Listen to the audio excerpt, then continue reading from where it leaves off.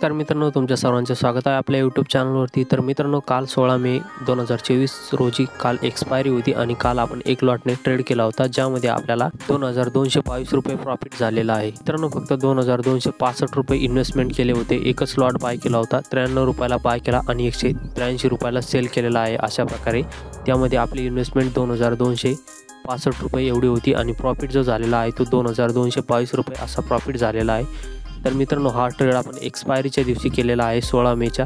तर मित्रांनो, कशा प्रकारे हा ट्रेड केला आहे, काय स्ट्रॅटजी होती, आजच्या व्हिडिओमध्ये आपण बघणार आहोत। त्यासाठी हा व्हिडिओ शेवटपर्यंत पहा आणि आपल्या चॅनलला सपोर्ट करा, सबस्क्राईब करा। चला तर मित्रांनो, व्हिडिओला सुरुवात करूया। तर मित्रांनो, ट्रेड करण्याचं लॉजिक काय आहे तर तुम्ही स्क्रीनवरती पाहू शकता। तर मित्रांनो, मार्केट ज्यावेळेस काल एक्सपायरी पण होती निफ्टीची, तर निफ्टीची एक्सपायरी असताना मित्रांनो, ज्यावेळेस मार्केट गॅपअप ओपन झालं आणि गॅपअप ओपन झाल्याच्या नंतर कॉल साईडला थोडंसं रिट्रेस केलं मार्केटने आणि तिथून परत जिथे गॅपअप झालेला होता तेवढा गॅपअप भरून काढण्यासाठी मार्केट खाली रिट्रेस करत खाली यायला लागलं आणि त्यामुळे मार्केटमध्ये अशा प्रकारचे एक जे पॅटर्न असतात ते रिट्रेसमेंटचे खाली पुट साईडला जाताना पॅटर्न तयार होत गेले। त्यानंतर मी इथे एक ट्रेंड लाईन ड्रॉ केली आणि ज्यावेळेस या ट्रेंड लाईनचा ब्रेकआउट झाला होता त्या ब्रेकआउटला आपण ही जी ट्रेंड लाईन दिसते तुम्हाला ड्रॉ केलेली, तिथे आपली एंट्री केली होती 22,100च्या सीईमध्ये मी इथे एंट्री केली। 93 रुपयाला इथे बाईंग झाली आपली आणि त्यानंतर मार्केट इथून एक अचानकच मोठमोठ्या कॅन्डल तयार झाल्या, म्हणजेच ब्रेकआउट एक कन्फर्म झाला आणि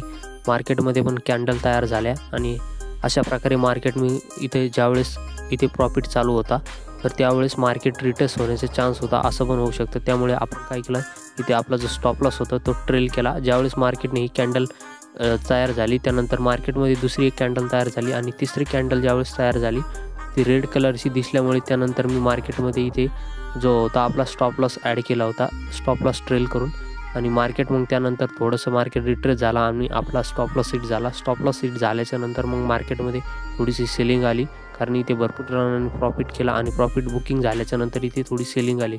तर अशा प्रकारे आपण 94 रुपयाला बाय केला होता आणि 183 रुपयाला सेल केलेला आहे। तर त्यामध्ये आपल्याला 2222 रुपये प्रॉफिट झालेला आहे। तर अशा प्रकारे मित्रांनो, आपल्याला 2222 रुपये एक लॉटने प्रॉफिट झालेला आहे। तर मित्रांनो, तुम्हाला जर हा व्हिडिओ आवडला असेल तर चॅनलला सबस्क्राईब करा आणि कमेंटमध्ये नक्कीच कळवा। चला तर मित्रांनो, भेटूया पुढच्या व्हिडिओमध्ये। जय हिंद।